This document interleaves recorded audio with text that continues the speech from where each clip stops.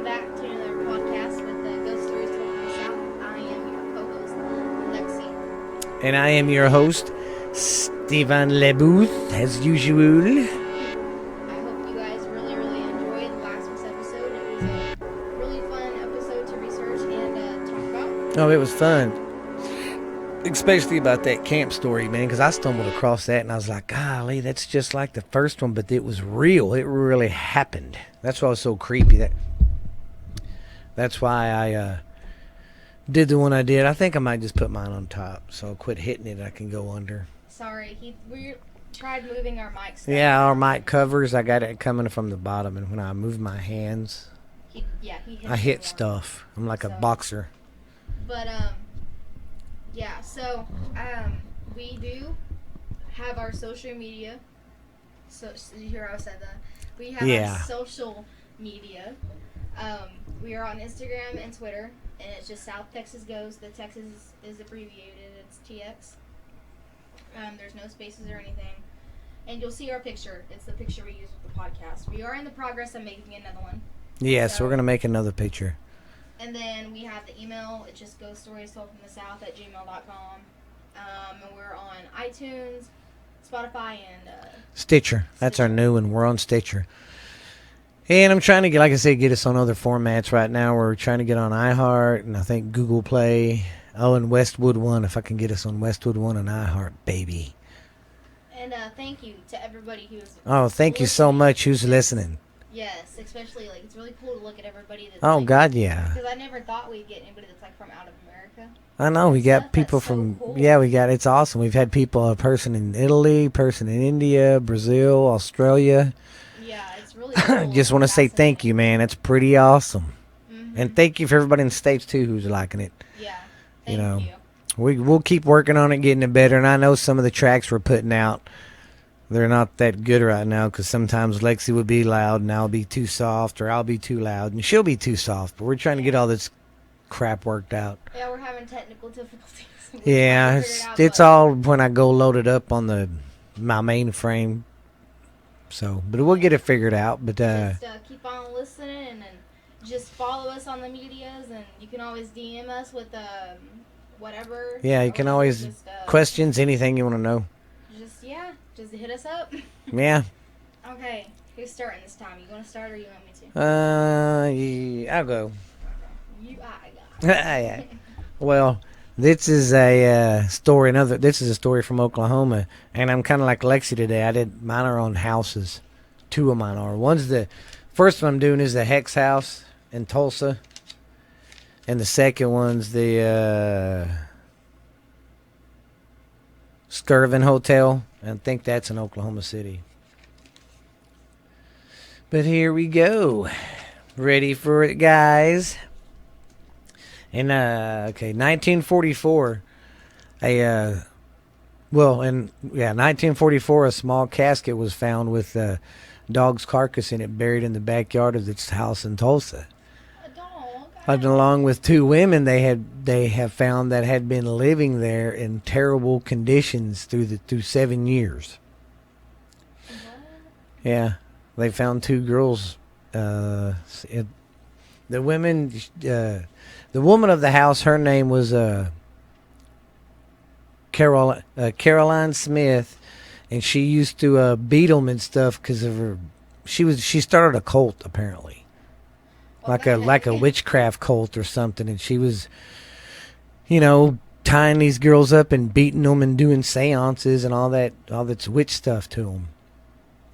And she had them down there, and the girls. Here's a funny part though.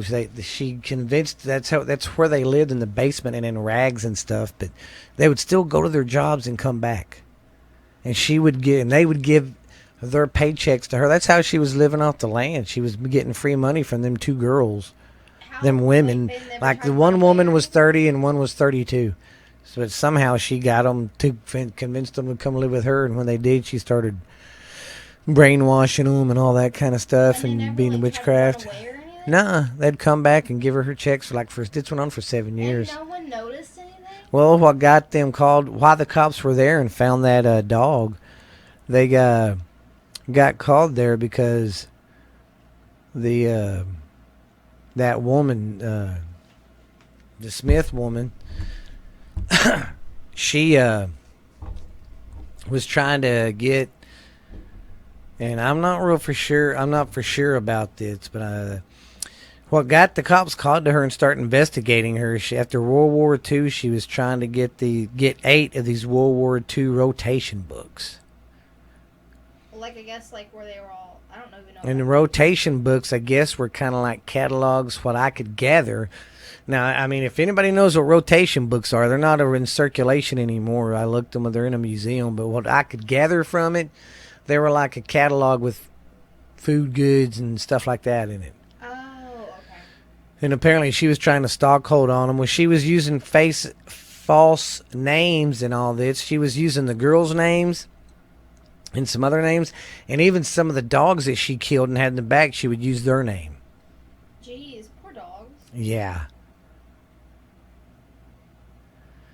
Well, then when the police found the 2 women, they was sleeping in crates. The women? Yeah. And the only clothes they had really was the clothes they went to work in, and they had to take them off when they got home, so they basically wore rags all the time. Like Cinderella. Yeah. But she lived in luxury. She kept them in the basement. They were like her freaking witch slaves. Jeez. Yeah.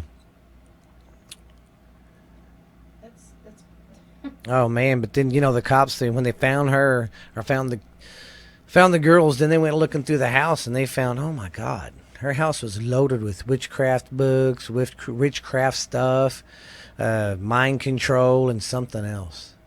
Jeez. Yeah, she was into some dark shit. It sounded like.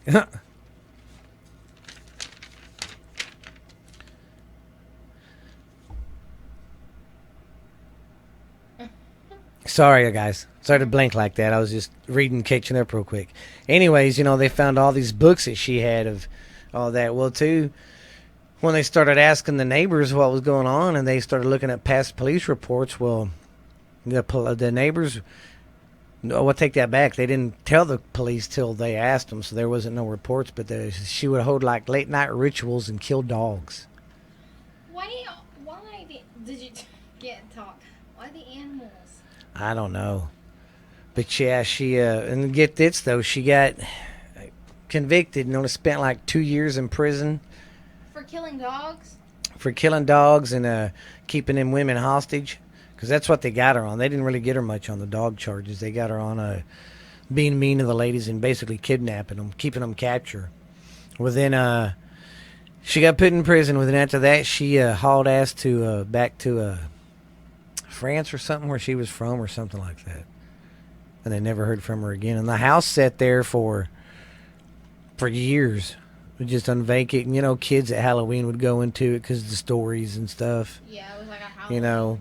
No, because the house was haunted. It was haunted and messed up because she would do witch stuff in the basement and all that. Poor dog souls. Yeah. And then, like I said, she skipped one now. Where that house was, I think, close to the end of the 70s, early 80s, I think that's when it got tore down. Now it's a parking lot. But they say the basement is still there and the parking lot's over it. And they say sometimes you can, hear girls moaning or, hear shit. And you're like, what the heck? And there's nothing there because it's a parking lot. It's nothing. Not trees, anything. Parking lot. Jeez, I wouldn't want anything on that. Mm-hmm. So they tore down the house. They didn't bother touching the basement. Yeah, well, after all that happened, nobody wanted to buy it. Anytime somebody came into town with money and wanted it, they were like, hey, what about that house? Well, you don't want that house because the woman who owned it was a witch. Yeah. Jeez, well, I mean, but like you get rid of the house, you'd think they would want to like fill in the basement or something. Yeah. So, but I mean, it's just one of them legends, that the basement's still under the... Which, it is because they'd have to fill it up with concrete and then pave over it. Yeah.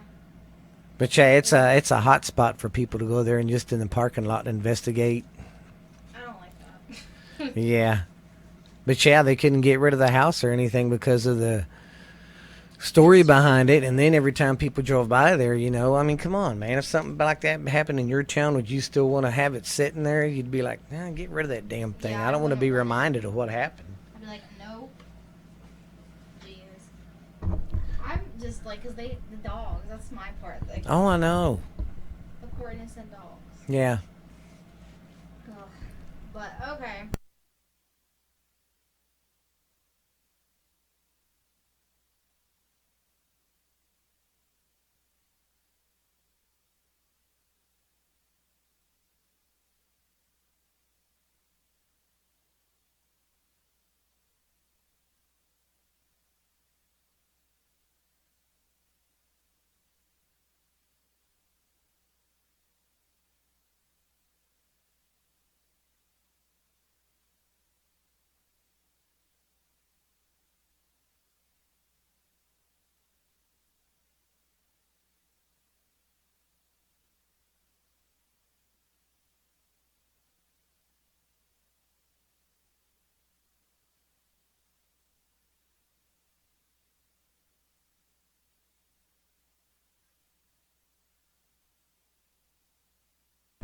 I don't know how to explain it. I'm having a hard time. What do you mean? Like, because it was two different locations. Like it said, it was a closed sanatorium in southwestern Louisiana, and then also in Jefferson County, Kentucky. So it was like more than one. That is weird, yeah. So, there might have been 2 facilities. Yeah. But they opened their doors in 1910 as a 2-story hospital to accommodate 40 to 50 tuberculosis patients. And then it ended up closing in 1961 due to like the tuberculosis drug that came out. Yeah. So they ended up not needing the hospitals. I mean, like obviously the patients that were like critically ill still had to stay until they got better or died or something. But the patients that were just like barely sick didn't have to be there. And then there's people have been talking about like plans to convert the hospital into the sanitarium / hospital into a newer hospital or a conference center, but it hasn't been done yet. So. Ooh, a conference center. I don't know. And then there was they needed more space because of all the tuberculosis patients they were taking in. Yeah. There was a lot, and they needed more beds because there was up to like 400 patients there, which and it could only accommodate. That's crazy. Wow. So it was like the yeah, it's like some of them other ones you talk about. They start out with, well, we can fit 50, 100 people in here, and then they end up doing 600. Or 1,000 or something. Yeah. So, whenever it closed in 1961 due to the drug or whatever, it reopened in 1962 as a, excuse me if I say this wrong, as a Woodhaven Geriatric Center. It was basically a nursing home to treat patients with like stages of dementia, and they like the like limited mobility. Oh yeah. Or if they were like severely mentally handicapped. But they were really like overcrowded and understaffed because no one really wanted to work there too after it became a nursing home. Yeah. And there was a lot of patient neglect and abusive like stuff towards the old people, so it closed in 1982. But the tuberculosis treatments until the pill came out for like the patients or whatever, basically was they just used like heat lamps on them. They had fresh air, and they just got like told like positive things. Yeah, they didn't really do much because there's that one, that one asylum. Well, it's not. It was. It turned into one, but it was that one, and I can't remember where it is, but Ghost Adventures has been there. It's the one where all the TB people went that had tuberculosis, and their rooms were set up so they could push their beds outside on the porch during the day, because I don't know, they just thought giving them positive thoughts and sunshine.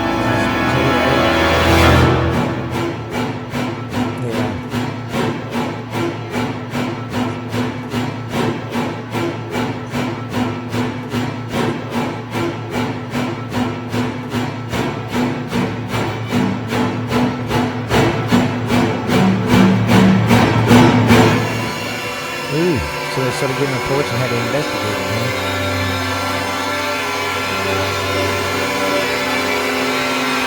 So what can you buy out of Ghost? I mean, if it's haunted,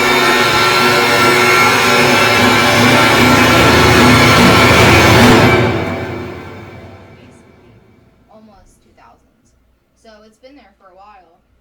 And I'm not totally positive on this, but I read like a couple other things, like a couple articles that said this. So like one article said that at least like 160 people died there, and that was at the peak of tuberculosis or TB, however you want to call it. And then there was also the main people that had the tuberculosis was also the people that were like coming back from World War II. Oh yeah. So they got that because they had got it from overseas. I got the TB. That would suck. And then I read another article where at least like 5,000 people died. Jesus. And then I read something else where like 8,000 people died if you count the people in the nursing home. And then I read something else where like 63,000 people died. Jeez, golly. So I'm not totally sure of how many. That's a lot of people. Yeah. But the investigators slow it down. I'm really excited. The investigators who own it now or whatever, they turned it into a hotel for ghost hunting. Really? So they fixed it up a little bit. So really? You could stay the night there and ghost hunt? According to the article I read, yeah. And that's in Louisiana? Either Louisiana or Kentucky, one of the two. Road trip. Yeah. We'll go. Yeah, we would like to reserve a room. We're going to do a live podcast there. Okay. So, like, there wasn't that much history on that one, like, a detailed history, if you noticed about the other ones I've, talked about. Yeah. But I think you guys will like the, ghosty stuff. Okay. So, obviously, it's haunted. Well, yeah. I mean, you know some bad shit went down there. Yeah. There's the fifth floor and room 502. That's, like, the rooms that are, like, the most paranormal. There was a nurse that hung herself whenever she found out that she was pregnant and she was, like, single. Wow. So she hung herself. She had an affair with a married administrator, and he didn't want to leave his wife, so she killed herself. So that happened. I think it happened in room 502. And then another nurse jumped to her death out of a window in the 1950s. Oh my God. So, and it didn't say why that one did it. And then there was also a body chute, too. Oh gosh, they'd stick the bodies down the chute. Well, they called it a body chute, but then they said it was like a tunnel.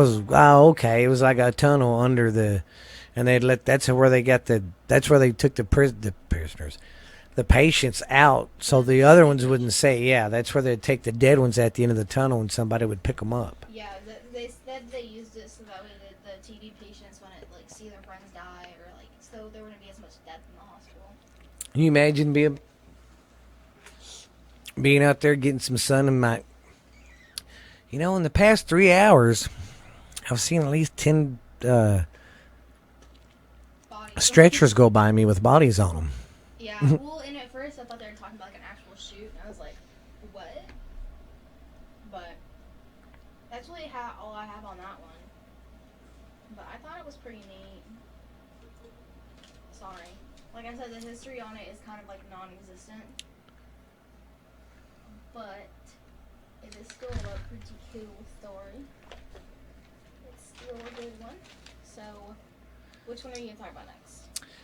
I have got a little story about the Skirvin Hotel in Oklahoma City.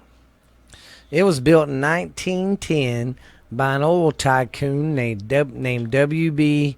Skirvin. He wanted to build the fanciest hotel in the South at the time. Well, they started construction in 2010, and it was ready to go. It was opening its doors by 2011. Oh, wow. That's fast. Especially when you hear how big that son of a buck was. It was, 2011, they opened up the doors, and it was a 2 10-story tower. Yeah, 2 10-story towers containing 224 rooms. They did that all in a year? Yeah. With running ice water in every room. At the time, that was kick ass. What the heck does running ice water mean? Really? Really, Lexi? What do you mean, like a waterfall thing? What comes out of our faucet when you turn on cold water? Oh, that's what they mean. Yes. Okay. You could have just said running water. You said ice water, so I literally thought you meant like ice. Sorry, guys. Anyways, yeah, they had a. I think that was one of the first hotels to have running water into the rooms. Oh wow. Yeah. And then check this out. They had a ballroom that seated 500 people. Jeez. And they had they bought they didn't say how many chandeliers, but they bought some chandeliers from Australia or something, and they were like $10,000 each. Where did he get all this money? He's an oil tycoon. Made his money in the oil business. I forget how much money the oil business. Yeah. Then in the 1930s, they built another fort. They built an add-on, another 14 stories, and increased the rooms to 525 rooms. Yeah. So they went from 224 to 525. Jeez. And then, of course, in the Prohibition, it was one of the biggest speakeasies in town. And see. Oh. Well, then after, it was a speakeasy and all that, the whoever was running it after the guy who built it, I didn't even look to see when that guy died. But anyways, the person who owned it was having an affair with one of the maids, and got her pregnant. Well, she had the kid, and of course he kept her locked in a room, wouldn't let her get out or anything, because he was keeping her a secret. Wouldn't let her get out and play with the kid or nothing. They had to stay in the room 24/7. And he had money. He's like, I'll bring you anything you want, but you stay in your room. Jeez. Yeah, and finally she just had enough. After the kid was born, I think about a year after the kid was born, she just grabbed the kid and jumped out of a window. Yeah. What would the kid do? Yeah. That's crazy, isn't it? Sounds like something my mom would do. Oh, my God. Sorry, Lexi. Listen to say that on the air. Excuse me. But then, of course, after that, there was reports of a woman crying, or a woman, they'd have, a woman walking in the hall. And then if you stay in that room or anywhere around it on that floor, I think you hear a baby crying all night. Like every now and then you hear a little baby just, eh. Well, she killed the baby. So yeah. But that was one thing really tragic there. There wasn't really any suicides or nothing. Documented suicide. Yeah, documented. But yeah, she grabbed it. But then in 1988, it closed down. And then, I think in the early 2000s, they went to remodel and restore it and stuff. $46.4 million, man. Yeah. How much it was worth to redo it? Yeah. And now they always have reports, though, like I said, when guests stay the night there, they always come back to the front desk when they check out saying, man, I didn't get any sleep last night. There was a woman crying last night, or there was a kid crying last night. It's always something. Yeah. Nuh-uh. Yep. We're not going there. But yeah, I guess apparently they restored it and opened it back up, and yeah. Restoring it, they made it worse? Yeah, no telling what they stirred up. Did it ever say why it originally closed down in like 1988? It was probably like the baker. I mean, just run down. Well, not run down, just people quit coming. Oh, true. I mean, think about it. That place is 500 and something rooms. 525. You would have to have people in there every night, a lot of people, just to pay your bills. Yeah. Well, that was a good one, except for the part where she killed her own child. Yeah, man. She got stuck in that room for a year, and she's like, screw it. She grabbed the baby and just jumped out the damn window. You won't lock me in here? Screw your baby. Jeez. It's me. Okay, I would be talking. Sorry if we're yawning. It's just been a long day. It is. It's one of those really, really hot here today. And yes. Anything, and it's one of them old, hot Texas days. Perfect night to go out and go look for ghosts in weather like this. Makes me want to like not doing. Okay. No, I prefer to go looking for ghosts when it's fall. It's nice and cool. Yes. And 2, it's around Halloween. Halloween. I'm excited about Halloween. I know it's going to be fun. Okay. Let's see if we could do that live podcast and keep it like this. That would be awesome. I know, right? Okay, so I'm going to be talking about the Fernald. How do you say it again? I'm going to see it.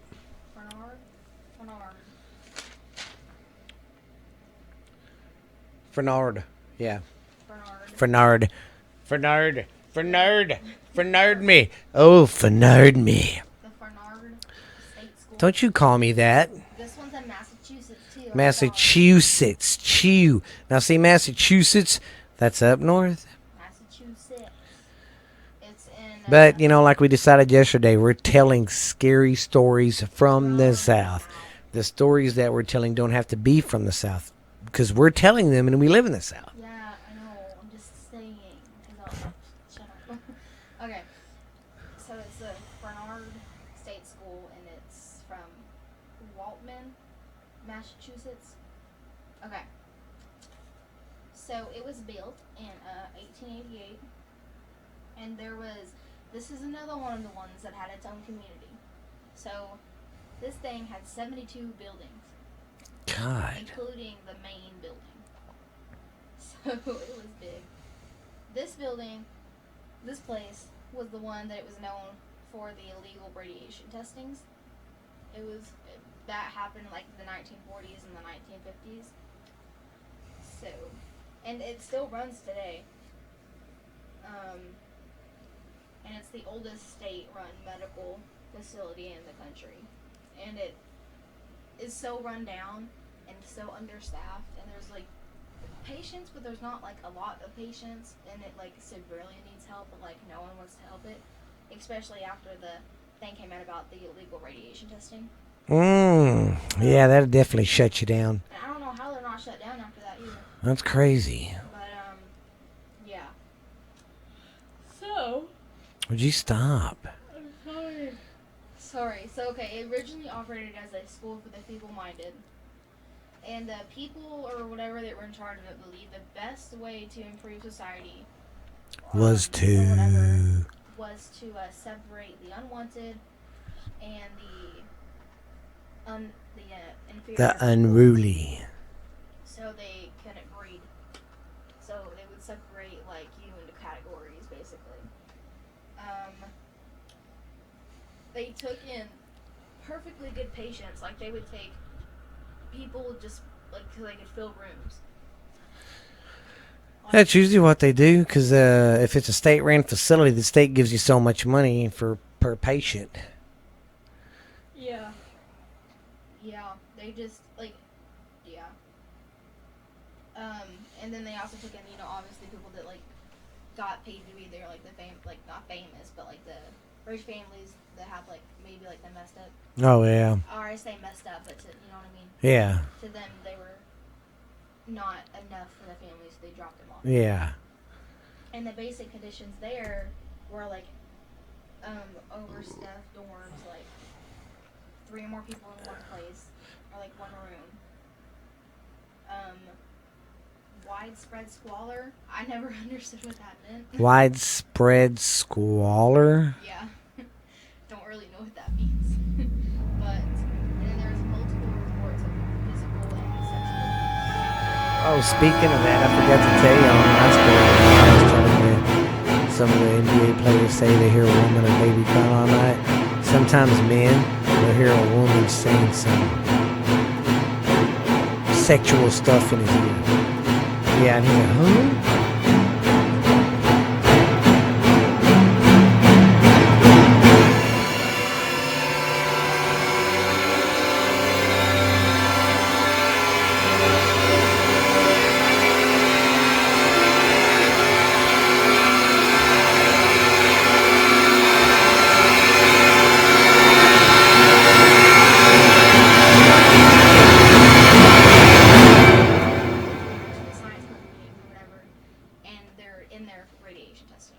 Wow, so they'd bamboozle them and be like, You're really going in here for this, but we're just going to tell you this. Yeah, basically. Happens to me all the time and ticks me off. Jesus. There were lawsuits made, and there were lawsuits made about the radiation testing or whatever, and it turned itself around in the 1970s. So I guess that's how it's still open. So I don't know, but sorry, my dog opened the door. She's really bad about that. She has a really bad head and she can open the door.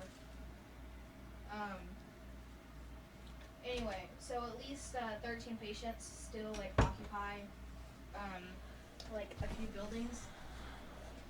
So, because remember I said it still is running, but like it's barely running. Well, if it's running, you better go fetch it. Shut up. So like not all 72 buildings are still owned, or not owned, but like they're not all Owned by the man. I couldn't really find any like ghost stuff because everything I pulled up about that school, it came up with the illegal radiation testing. So nothing about everything else. Well, heck, if they was doing illegal testing, there's got to be some kind of ghost in that place. Some kind of. Has to be. And where was that? Oh, yeah, that was in Massachusetts. Well, next time, get something with some ghost in it a little. I'm sorry.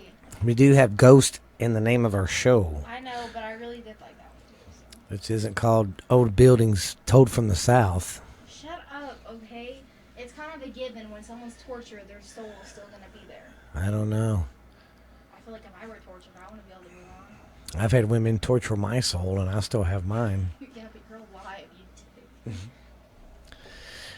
Well, Your turn. already done my two. Wait, what? Yeah.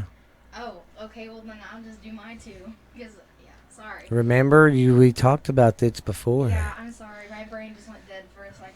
Yeah, we've been really cramming these podcasts in and down our throats and doing all the research and stuff on them. We're kind of catching up, and yeah. Okay, this one does have ghost stuff, so you can't say crap about it. Ooh, finally. This one's called the Territorial Prison. Territorial prison. Say that 3 times fast. No, I don't want to be stuttering, Sam. This is the Territorial Prison in Yuma, Arizona. So, it opened July 1st, 1876, and it closed September 15th, in 1909. And Dude. it's now a historical museum. It's like a state park thing where you can go in and look at it. It was open when?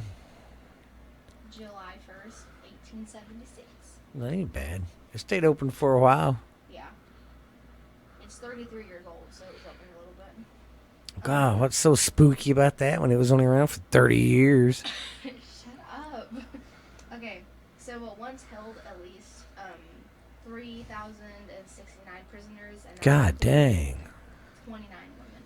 But Jeez. they were mostly women. So it was under continuous construction, and they made most of the prisoners do it. Yeah. So, Free labor. yep.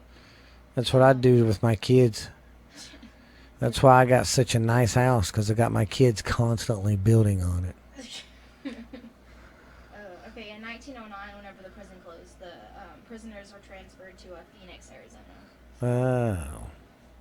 And then it was a high Or school. did it say why it closed, or No, it didn't. I couldn't find that. But, it was a high school? yeah, it was a high school. How the hell do you go from a prison to a high school? I don't know. It was a high school after a prison. It was Yuma High School, and it was from 1910 to 1914. It was only open for 4 years. Jeez, that building's got a bad history of not staying open long for nothing. Yeah. And then there's a main gate, and that's the only, like, original piece of the prison. Because they did construction all the time, and then they had to make it a high school. Yeah. And I don't know if they fixed it, but originally there was obviously, no plumbing. in the Oh, air God, yeah. conditioning, So they had to use buckets for the bathroom. And their air conditioning was the occasional breeze they would get. Lovely. So, but I don't know, it didn't say when it was a high school if they ever fixed it, so. Oh, Whoosh. from where it was like 1910 and 1914. Yeah, they didn't have running water back then, or They didn't electricity. They didn't have that, sorry. I gotta move on. It took me a minute to process, man. notes. And at least 111 prisoners died there. Damn. 26 successfully escaped, and eight others died with the gunshot wounds. Jeez. Yeah. Maybe that's why everybody like going to that prison, because they're like, man, there's a good chance we can break out of this sumbitch. There's a cemetery also there, and 112 inmates are buried. 120 mates. 12. Oh, 112 mates. Yeah. Even though it only said 111 died. So, I do not understand. Very interesting. So, okay. The ghosts and stuff. There is a little girl, supposedly that haunts the place. She wears red. And she was getting a bear. Hey, at least she isn't a woman in white. Oh, yeah, I know. She was a bear or something fell in the river. It was like right next to the prison. And she bent over to get it, and she fell in the river and drowned. That sucks. So, she now haunts the place. And they say that if she just doesn't like you, she'll pinch you, or if you're wearing red, she'll pinch you. Wow, that's not a nice little girl. Why you gotta hit me all the time? And if you walk through the original cell block, you can feel what it would have been, you could feel what it would have felt like to be incarcerated back then. Like you can feel everything that they felt, which is weird, just by walking through it. And then there's a cell that's like severely haunted. Upon stepping in that one, you can feel overwhelmed immediately by a sense of like unease and stuff. So, yeah. And then there's a... So I take it is open for people to go in there and do ghost stuff, I guess? Yeah, it's a national park now. Oh. It's like a state park. They just don't tear anything down because it's really old. Yeah. So there's also a soft strum of a guitar you can hear all over the place. And then there's they call it two different things. They call it the Pit of Despair, and it's another name which will come up soon. Oh, the Dark Cell. It's the Pit of Despair and the Dark Cell. They're the same thing, but it's you would go in there whenever you were like bad or something, and they would throw scorpions or snakes or something. Scorpions? Yeah, or like something in there with you. And people say they go in there and they can't stand that long. Like they feel That's crazy. overtaken or overwhelmed, or just like they can't breathe or whatever, so they just have to walk out. And then you can see. Sorry. My bad. Oh, what happened? I don't know, but I won't do that again. Sorry about that. Hopefully you guys didn't hear that, because that really. Yeah, I think they did, because you could see on the track. Sorry about that. I'm still learning this technical crap out. Yeah, if you guys heard that, sorry, headphone users. My fault. Anyway, you can see apparitions of former inmates. There is one inmate that committed suicide there. And there's a riot, and then a lot of inmates were killed during that riot. So, also, the inmate that committed suicide, that was cell 14. And there's unexplained cold spots and chills in there, and you can also feel it whenever you're walking past the cell. Wow. And then, I don't understand this part, because if it was way back then, there's no way this can be there, but... Yeah. Like, the lights supposedly turn off and on by themselves. But if it was way back then, there's no way they had that. Well, I mean... Right? Well, no, because it was only a prison for 30 years. And that's before electricity. Yeah, I know, that's what I'm saying. And when But it wasn't anything after the high school, right? No, it wasn't. And the high school's only open for 4 years. Oh, see, that is weird. Because there's no electricity going to it, but they see lights coming on and stuff. Oh, no, yeah. And then things move by themselves, like move around. Move around. The cash register in the store, they have a little store there. Oh, God. And the coins or cash from the cash register one time completely flew out and went back into place in the cash register. No way. Yeah, so, there was one more thing. Oh, there were 2 prisoners that were transferred to an insane asylum after they were put in a dark cell. the cell where you have like insects in there with you and stuff like that if you were bad. So like they were so emotionally messed up that they had to go to an insane asylum. That's messed up. Well, because they tortured the shit out of them with scorpions and shit. Yeah, I would not be able to. That would be fun. Hey, let's go get in that jail cell and have people throw stuff on us. What do you say? Yeah, man. Okay, you want me to do my last one? Yeah, we got time. We can squeeze it in. We got 10 more or 20 more minutes till an hour, so. Okay, well. Well. This one is a shorty. This one is the Plaza Theater Performing Arts Center in El Paso, Texas. El Paso, not El Paseo. That's our restaurant. Sorry. El Paso. So in 1904, it was the Plaza Hotel. And this one has a lot of history going back and forth, so just stay with me. It was a 2-story brick structure. There had a large dining room with 20 rooms upstairs. And there was a 3rd floor added in the 1929 construction, which we'll get to in a minute. So they sold the hotel to Long Griffin Theaters in 1940. The hotel was gutted and extended for more theater room in March of 1942. And then that operated until the 1980s, and then it closed and abandoned, and it was there, just sitting there until like the 1995s. Or 1995s, huh? And it was, so whatever, you know what I mean. 1995. Yes. And then the community center, theater, art center, whatever, of Wharton, now known as the Plaza Theater, restored it and reopened it as the original art center. So that's kind of how it became that. Lovely. You can see human silhouettes running up and down the hallway, and there's a rag doll that they have there, and every day it's in a different position. The rag doll's in a different position? In a different spot, kind of like the Annabelle doll, how it would always move. It's like that. And then also why would they do that? I don't know. Also, during construction of the 1940s, whenever they added the 3rd floor, someone fell off a rail and died. God. But that is about all I have on that story. I know that one wasn't very long. Yeah, but it'll get there. We'll be good. So I hope y'all enjoyed today's podcast and our stories. Sorry they were kind of quickies. We didn't mean for them to be. Yeah, they were kind of like the butt-ins stories. We'll start making sure we get bigger and better stories with more ghost stuff in them and all that. And make it. We're going to do, like I said, we're shooting for an hour and 30 minutes on these podcasts. Well, and we can always look at some from, like, the other countries that are, listening to us, too. Yeah, whenever they send us stuff, we can listen to you guys, too. That's another thing, y'all guys. Don't forget us on Spotify, iTunes, and Stitcher. And our email is at stories told from the south at gmail.com. And it's all lowercase. We got a Twitter account. Tell them that, Lexi. The Twitter and the Instagram is both South Texas Ghost. Yeah. So. South Texas Padres, biatch. Sorry. You're good. Okay, I will. Well, I hope you guys enjoyed the stories and have fun. And what was you going to say, Lexi Barrito? I was just going to say, check you guys later. And sorry about the technical shit today. I'll quit hitting shit. Yeah, he won't keep his hands off stuff. Well, I can't help it.